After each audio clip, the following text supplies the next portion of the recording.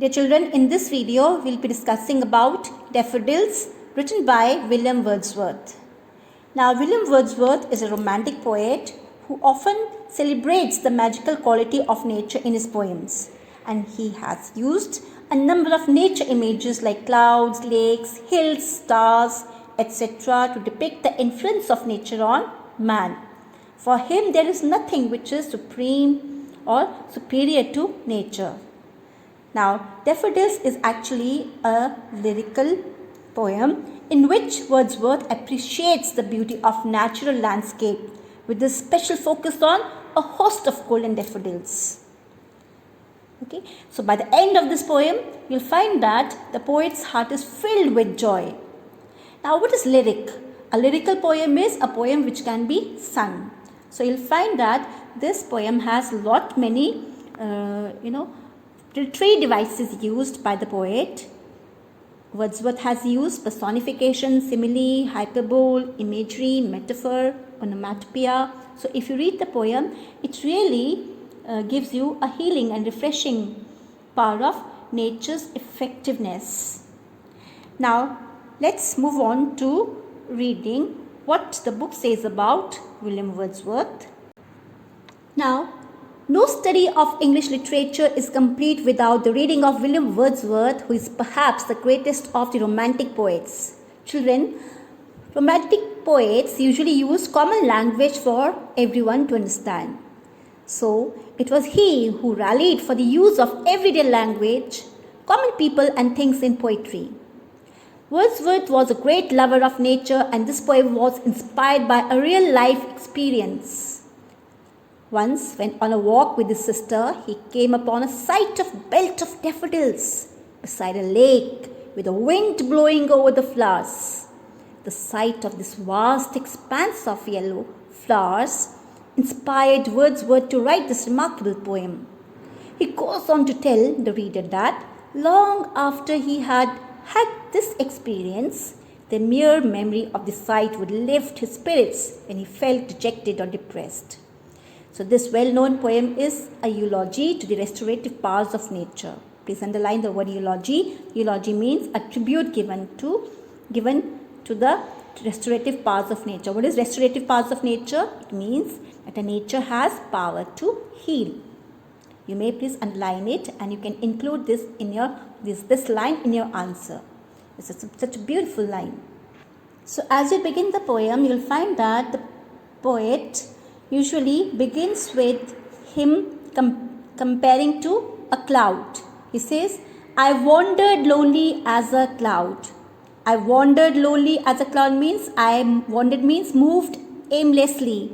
Lonely, all alone, as a cloud. As a cloud is all alone while being a part of the whole sky. Similarly, he also moved lonely. Okay. Because cloud can go from one place to another. So that is why he wandered lonely as a cloud that floats on high over vales and hills. So he says that what does he say? That he wandered as freely as a cloud that floats over high valleys and hills. Vales and hills refer to valleys and hills. Children, in the first line you'll find that the poet has compared himself to a cloud. So he has used a simile.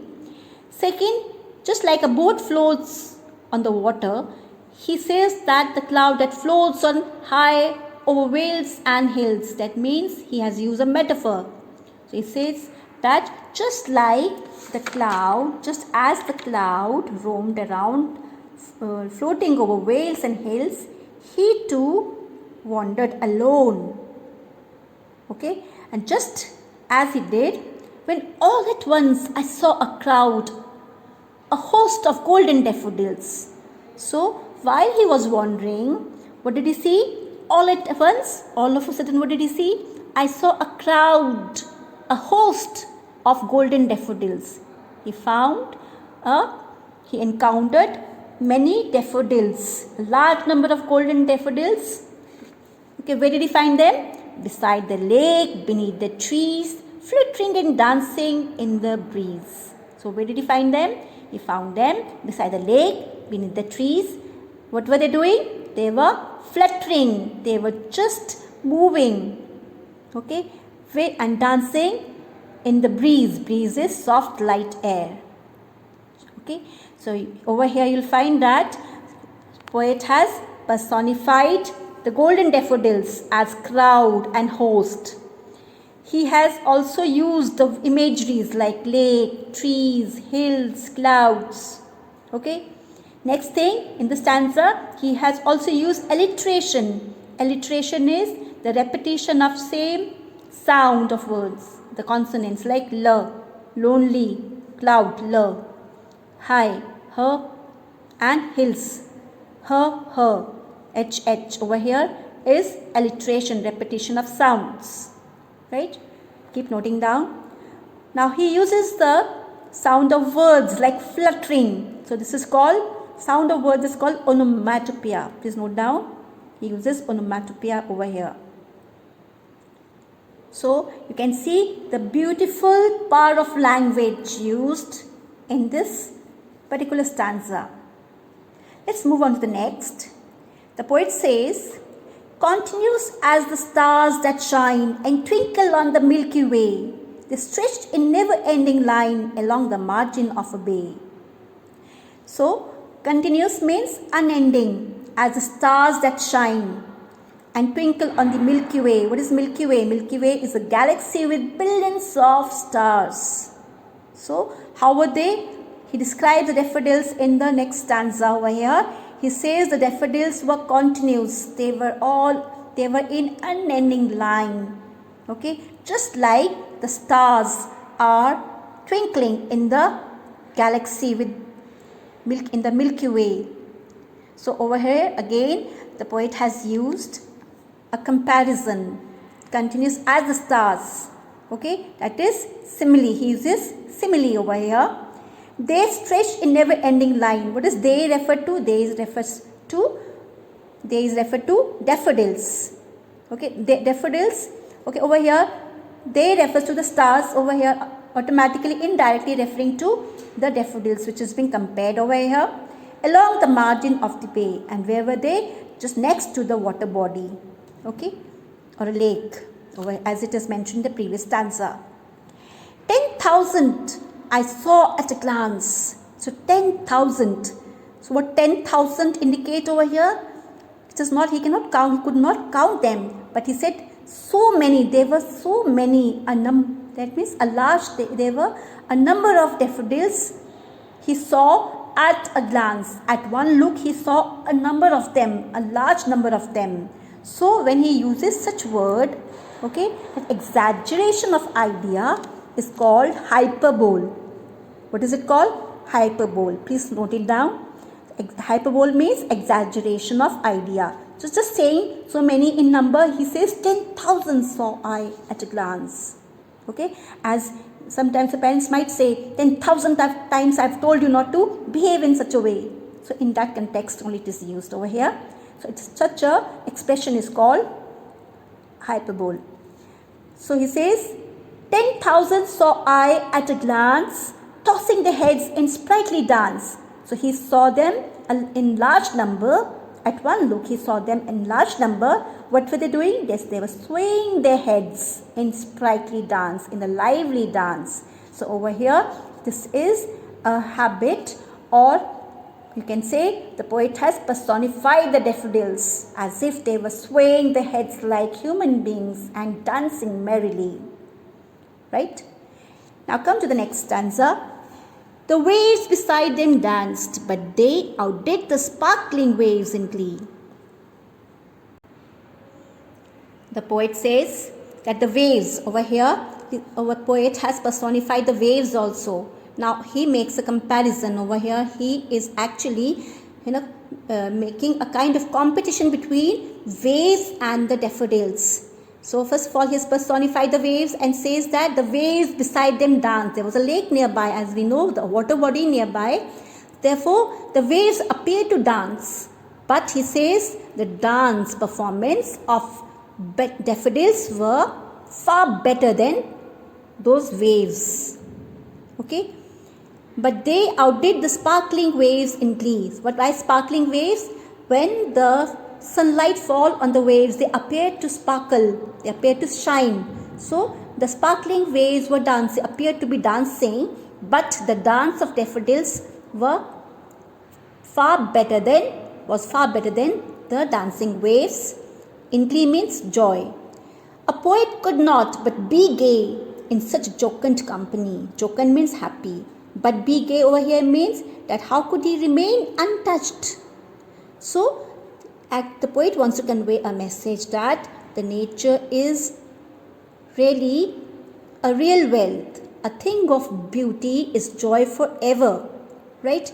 He says the poet could not stay away from having its happy company. How could he stay away from such a lovely company, right? I gazed and gazed, but little thought what wealth the show to me had brought. So he said, I kept on thinking, gazed and gazed, but little thought. At that time, what did he do? He simply looked at the beautiful dancing daffodils, but he did not have anything in his mind at that time. He did not think at all at that time what wealth the show to me had brought, that how valuable the show was to him. Okay, so over here it also means that the poet is in good mood, and what happiness the daffodils have brought to him. He is not over here, he doesn't realize. He simply goes for the literal meaning there, that nature is real wealth that derives ultimate happiness more than material wealth. So over here till that time he simply had the waves. He was just looking at the nature, the things of nature, the things of beauty around. For oft when on my couch I lie, in vacant or in pensive mood, they flash upon that inward eye which is the bliss of solitude. So he says, then later on, at that time in the previous lines, he simply had the images in front of him and he really enjoyed those. But then later on, he says, for oft, that is old form of often, word often, when on my couch, when he in a sofa or in a comfortable couch, when he lies in vacant or in pensive mood, when he has nothing in his mind, he is in a thoughtful mood or depressed mood, you can say, they flash upon that inward eye. The they over here refers to daffodils. That what does come to his mind? That flash upon that inward eye. Inward eye refers to the eye of imagination. Okay, his thoughts. So over here he has used a metaphor again. He says, which is the bliss of solitude. So the poet wants to say that that he was captivated by the daffodils to such an extent that whenever he lies down on his couch in a very contemplative mood, in a thoughtful mood, the memory of daffodils flashes in his mind and brings him happiness.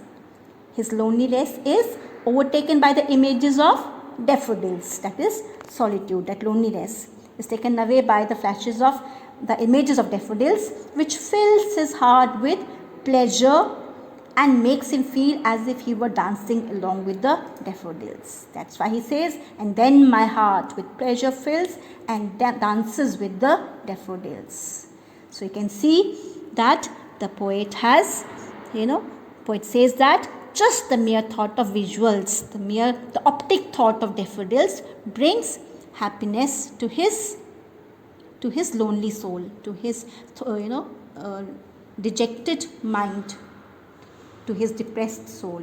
So that is why the nature has restorative power to heal. I hope you have understood. So this much for about the poem in this video. Thank you very much.